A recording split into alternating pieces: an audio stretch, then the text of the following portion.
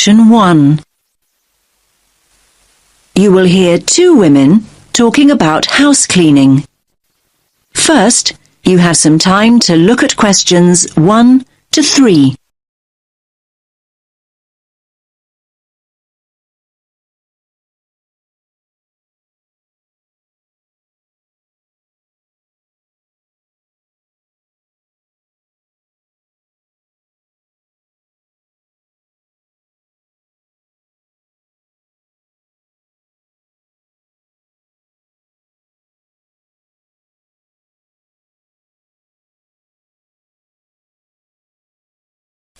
Listen carefully to the first part of the conversation and answer questions 1 to 3.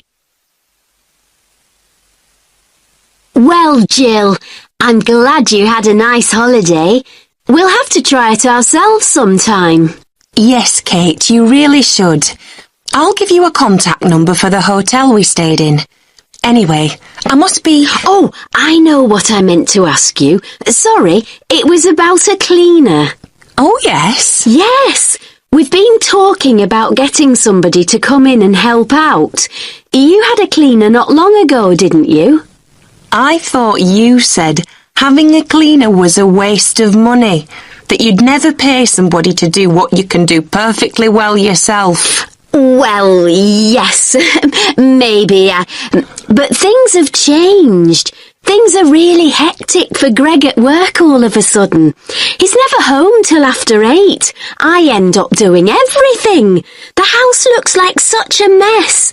I never get time to tidy up before I go out to work, and in the evenings I just about manage to cook and wash up. Well, you shouldn't be the one doing everything if you're working as well. That's not fair, is it? I think Greg's just shattered. To be fair, he's pretty domesticated. We've always pretty much shared the chores. It's just a temporary thing, I think. I hope.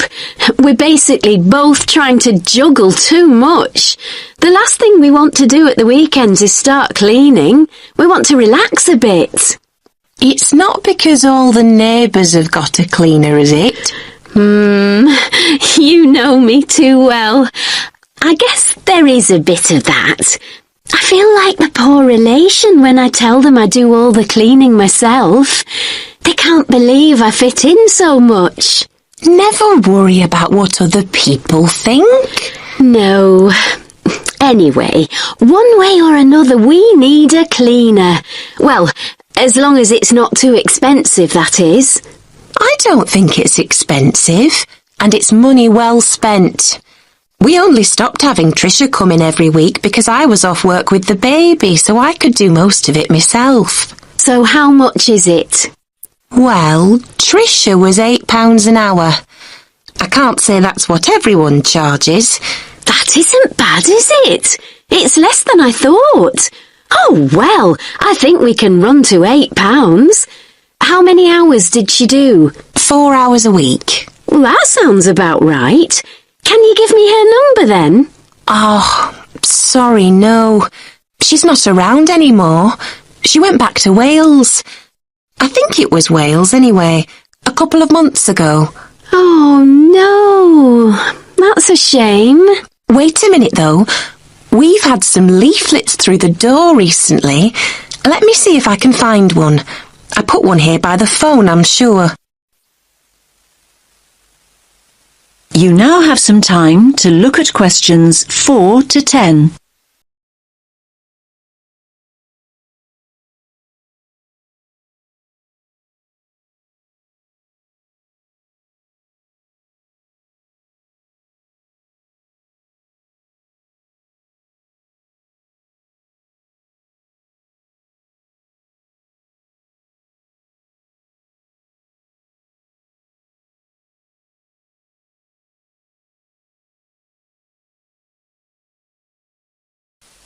Now listen to the rest of the conversation and answer questions 4 to 10. Ah, yes, here we are. It's a company. They're called Dusters. Dusters? Yes, as in people who dust. You have to phone Abby on... Is that Abby with EY? No, it's ABBY. OK. And it's a local number, 650918. 650918. OK, got it. They do ironing and can look after your garden too, apparently. Ironing would be helpful. I loathe ironing. So, do they say how much it is? Yes, it's £9.50 an hour. That's for all the different services. £9.50? A bit more expensive then. They do a spring clean for £45. So that's one big clean. Do they say how many hours that is? No, it just says spring clean. I guess it's 5 hours, so it's a bit cheaper than 5 hours of cleaning would be normally. Yes, probably. That might be a good idea to start off with. You'll like this too, Kate. They can use organic products if you want them to. Oh, yes, I'd prefer that. I don't like using strong chemicals. They're so bad for the environment.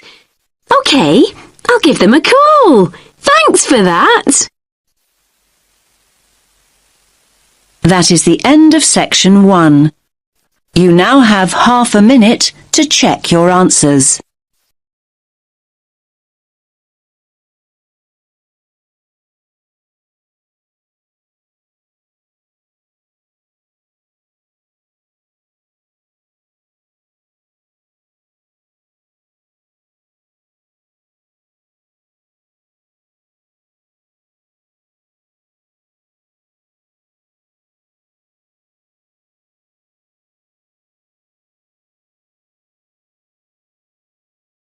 Now turns to part 2.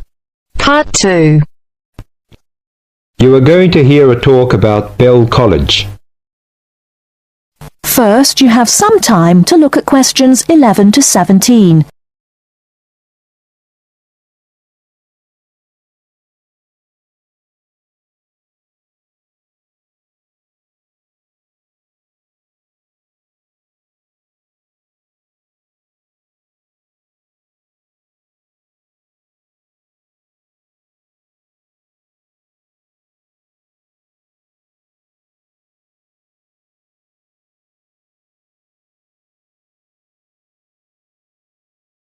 Now, listen carefully and answer questions 11 to 17. Welcome to Bell College. The aims of the college is to foster the growth of international understanding through the provision of a high-standard educational course. Second, the college is based in a residential setting for adult students from abroad. And last is to make a positive contribution to the development of teaching English as a foreign language. Bell College is one of a group of schools run by the Bell Educational Trust, a non-profit-making educational foundation. The college offers an attractive environment for study and leisure for students aged 18 or over. 160 students live in comfortable single and twin study bedrooms on the campus, and a further 70 or 80 with carefully selected local families. The excellent common room facilities in the college are matched by the extensive gardens and sports fields. Superb academic facilities, including a modern learning centre and library and sophisticated computer networks, are available for students' use in class hours and in the evenings and at weekends. A wide range of courses is offered in 3 areas: the main English programme, teacher training, and English for specific purposes. The teaching staff are highly qualified native speakers with wide experience of working in schools, colleges, and universities in many parts of the world. Living in an international community of 30 or more nationalities is an important part of the Bell College experience. Before you hear the rest of the talk, you have some time to look at questions 18 to 20.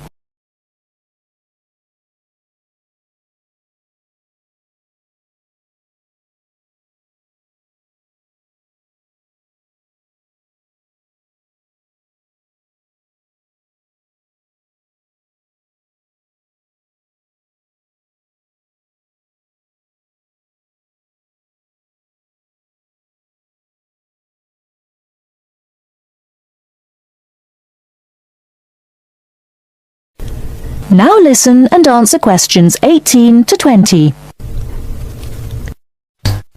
The main English program, teacher training, and English for specific purposes. The teaching staff are highly qualified native speakers with wide experience of working in schools, colleges, and universities in many parts of the world. Living in an international community of 30 or more nationalities is an important part of the Bell College experience. Great stress is laid on pastoral care, and the college has its own medical centre. A busy and interesting programme of sporting, cultural and social activities is provided in the evenings and at weekends, with excursions to many parts of Britain. That is the end of part 2. You now have half a minute to check your answers.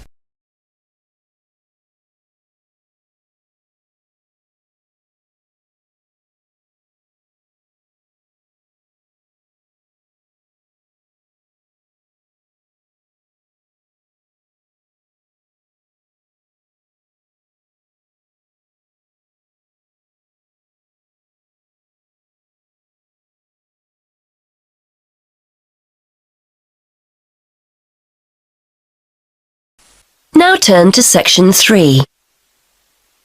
Section 3. You will hear a conversation between two university students about transferring to a different course. Now you have some time to look at questions 21 to 26.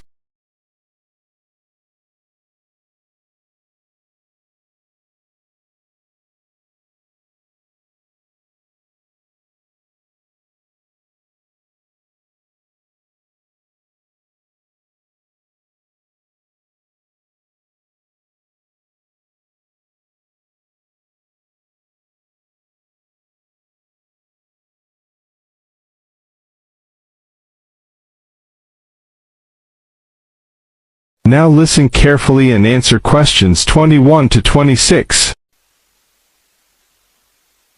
Hi Graham, how you doing? Hi Judy, I'm fine thanks, and thanks for popping round. I was hoping I could pick your brains about transferring to another course. Yes, I remember you saying you wanted to do something else.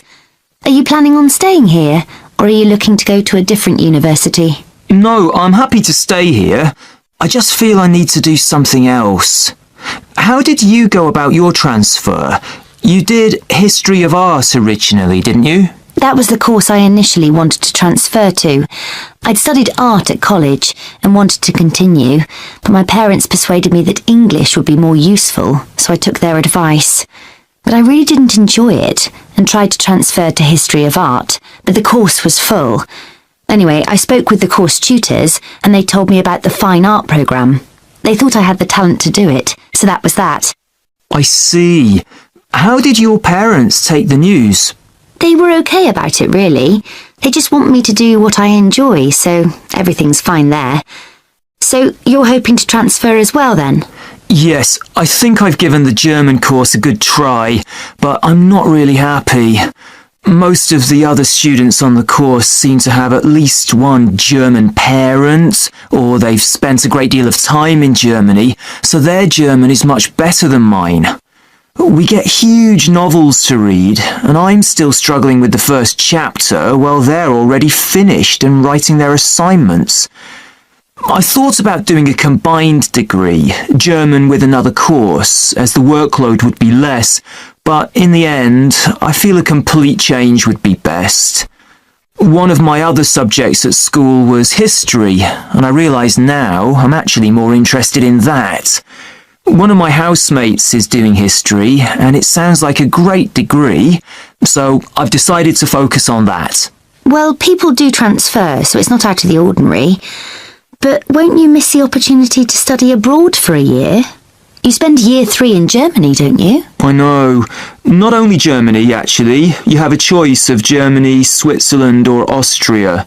That would be exciting, I know, but that's really the only thing I like about the course. And I can always do some travelling after I've finished my studies. I still don't know what I want to do as far as a career is concerned, so I think it's best I study something I enjoy first and foremost.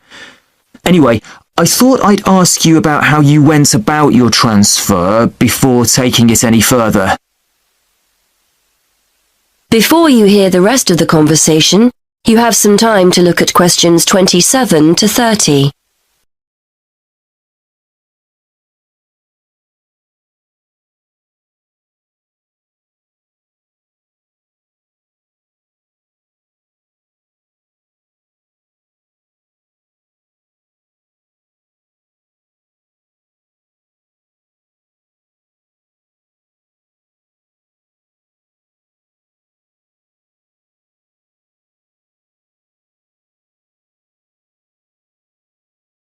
Now listen and answer questions 27 to 30.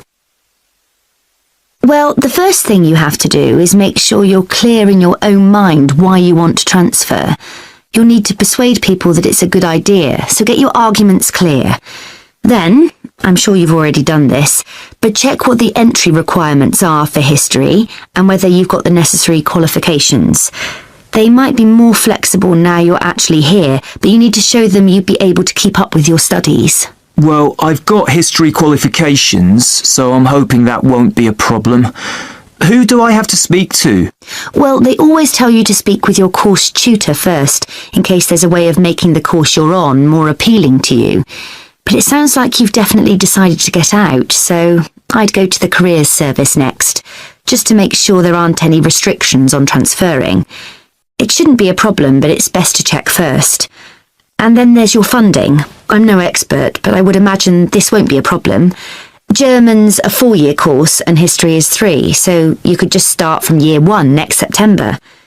If the career service think it's okay and there are no funding problems, go and speak to the admissions tutor in the history department, just to see if they're happy with your qualifications and if there are places.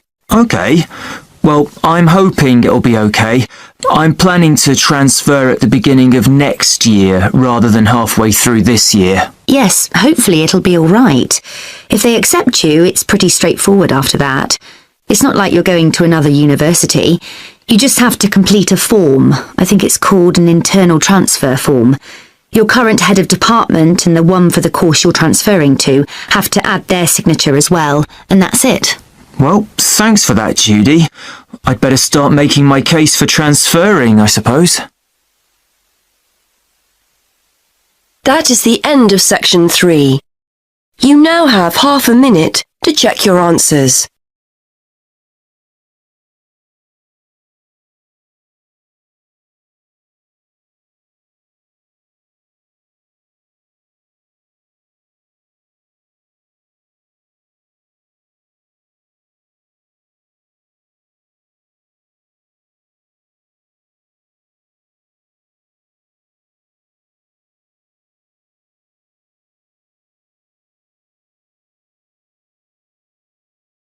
Now turn to section 4. You will hear part of a lecture about the school calendar. Listen carefully and answer questions 31 to 40.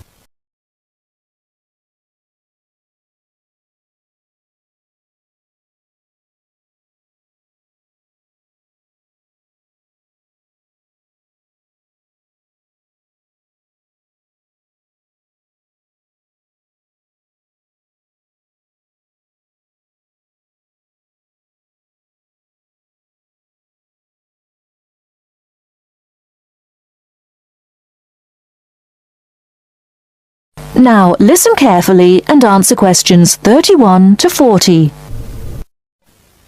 So, having seen that the 6-term system has passed the test of cost-effectiveness, we can move on to the educational aspects of this arrangement. Firstly, all the terms would be approximately the same length. Instead of terms up to 13 weeks, which we have now, there could be a repeating pattern of 7 weeks of term time plus 2 weeks of vacation. This would be repeated 6 times per year. How does this affect the effectiveness of the educational provision? The most noticeable result would be that the very long summer holiday would be reduced in length. This byproduct of the six-term system could be beneficial. There's plenty of evidence of huge learning loss by pupils during the summer holidays. By learning loss, we mean the amount that pupils forget or lose during a holiday break. Ashley carried out a number of analyses which showed this conclusively. He investigated 39 studies examining the effects of summer holidays on standardized test scores. His analyses indicated that summer learning loss equaled 2 weeks to 7 weeks of instruction. On average, children's test scores were 3 weeks lower than when they left school in the previous term. He also found differences in the learning loss effect according to subject. The subjects he analysed were reading, writing and maths, and he found that the effect was greatest in maths and reading. Furthermore, although all social groups experienced roughly similar learning loss in the field of maths, the studies found that disadvantaged children showed even greater losses in reading skills. So, the problem of learning loss in traditional schools is clear. However, the results of studies into the six-term system and learning loss are ambiguous. Marchmont found that pupils in six-term schools maintained their test scores after the shorter holiday period. This is certainly an improvement on the traditional system where, as we have seen, pupils perform worse after the summer break. Benson, however, found no differences between those in traditional schools and on the six-term schedule. It would seem reasonable that if long holidays result in learning loss, then shorter holidays should result in less learning loss. So, we await the outcome of further studies. Historically, of course, everyone knows the reason for our system of 3 terms per year.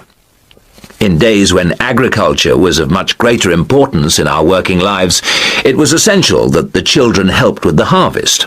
Later on, this changed, and more people moved into the towns. But then there was a new problem. Before air conditioning, it was very impractical to try to teach children in the summer months. Nowadays, that's no longer a barrier. One way of providing something different is the summer school. Here, there is a completely different kind of educational provision. Cooper and others investigated 93 summer schools and the results they achieved. They all had a positive effect on learning. Most summer schools, of course, have small classes, and class size was shown to have a positive effect. Additionally, summer school children usually benefit from a great deal of parental support, not least because payment of fees is involved, and this, as so often, was shown to produce very good outcomes. Results were most impressive, in maths in general. That is the end of part 4. You now have half a minute to check your answers.